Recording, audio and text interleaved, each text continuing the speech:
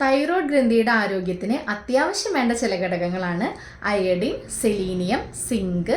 Iron, magnesium, probiotics, antioxidants, omega 3 fatty acids, fibre rich food, vitamin D മുതലായവ.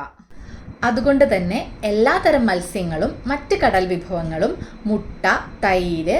Chicken, beef, Turkey മുതലായിട്ടുള്ള കൊഴുപ്പ് കുറഞ്ഞ മാംസ്യങ്ങൾ, മുഴുധാന്യങ്ങൾ, പയർവർഗ്ഗങ്ങൾ, തക്കാളി, ഉരുളക്കിഴങ്ങ്, വെണ്ടയ്ക്ക, ക്യാരറ്റ് മുതലായിട്ടുള്ള പച്ചക്കറികൾ, ഇലക്കറികൾ,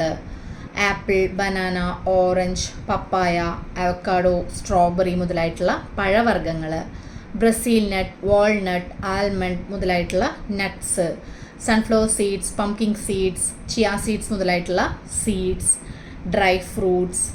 brown rice, olive oil, green tea എന്നിവയൊക്കെ നമുക്ക് ഫുഡിൽ ഉൾപ്പെടുത്തേണ്ടതാണ്.